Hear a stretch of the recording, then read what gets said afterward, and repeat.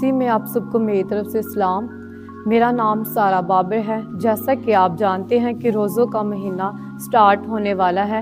میرے پاس صلیبی کلمات میں سے دوسرا کلمہ جو ہے وہ میرے پاس ہے۔ میں آپ کو سناؤں گی نجات کا پیغام۔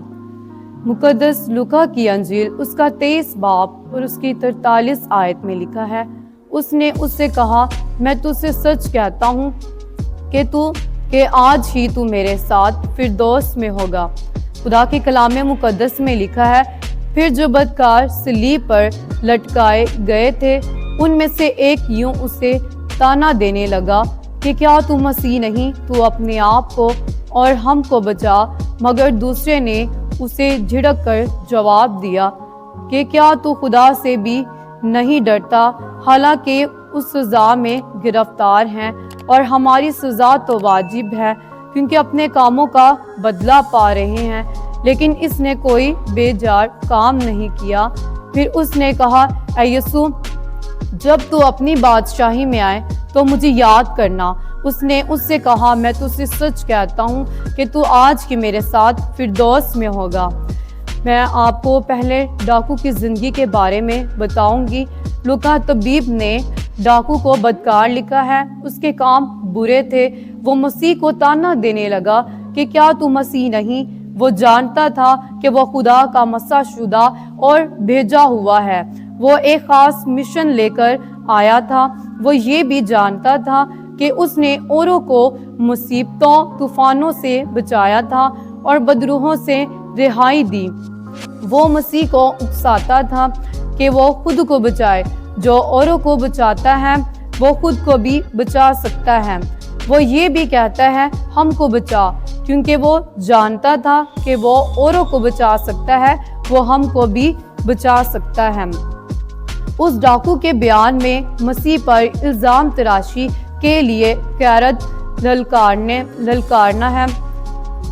اس نے اپنے کیے ہوئے کاموں پر ہرگز افسوس نہیں کیا، لیکن یہ بدکار ڈاکو نہایت سنگے دل اور نہایت عادی مجرم لگتا ہے۔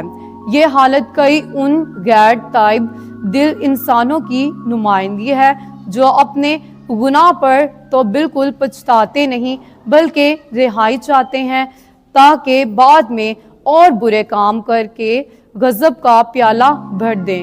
کاش ان کا یہ رویہ تبدیل ہو اور ایسے لوگ بھی نجات پائیں۔ دوسرے ڈاکو کا رویہ مختلف اور نجات پانے والا تھا۔ میں دوسرے ڈاکو کے بارے میں بتاؤں گی۔ دوسرے ڈاکو کا بیان اور رویہ غور طلب ہے۔ اس کے اقرار میں 7 پہلو تھے۔ اسے گناہ کا احساس تھا۔ وہ جانتا تھا کہ خدا گناہ کی سزا دیتا ہے۔ اس نے مسیح کی مصلوبیت اور بے گناہی کا اقرار کیا۔ اس نے یسوع کے خداوند ہونے کا اقرار کیا۔ اس نے مسیح کی بادشاہت کا اقرار کیا۔ اس نے یسوع کے نجات دہندہ ہونے کا اقرار کیا۔ ڈاکو یسوع کی آمد ثانی پر ایمان رکھتا ہے۔ رسولوں کے اعمال اور اس کا 3 باب اور اس کی 19 آیت میں لکھا ہے، پس توبہ کرو اور رجوع لاؤ تاکہ تمہارے گناہ مٹائے جائیں اور اسی طرح خداوند کے حضور سے تازگی کے دن آئے۔ اور ہمیں ضرورت ہے کہ ہم توبہ کریں اور اپنے گناہوں سے رجوع لائیں۔ جب ہم توبہ کریں گے، خدا سے معافی کو مانگیں گے تو خداوند ہمیں معاف کرے گا۔ نجات کے لیے درخواست۔ ڈاکو نے مسیح سے درخواست کی کہ جب تو اپنی بادشاہی میں آئے تو مجھے یاد کرنا۔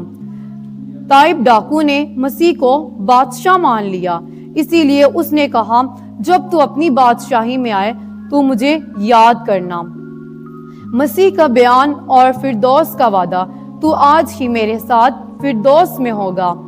مسیح نے اس تائب ڈاکو کی درخواست کو قبول کیا اور کہا، میں تجھ سے سچ کہتا ہوں کہ تو آج ہی میرے ساتھ فردوس میں ہوگا۔ مسیح کے تمام وعدے ہاں کے ساتھ ہیں۔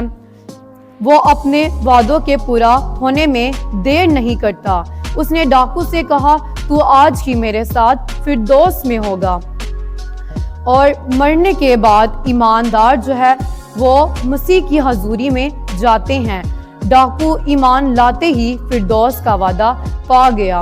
جیسے ہی کوئی مسیح کو اپنا بادشاہ تسلیم کرتا ہے تو وہ نجات پاتا ہے۔ ایمان لانے سے ایک شخص موت سے نکل کر زندگی میں داخل ہو جاتا ہے اور اس کا نام کتاب حیات میں لکھ دیا جاتا ہے۔ خدا کے کلام پڑھے اور سنے جانے پر خدا کی بڑی برکت نازل ہو۔ خدا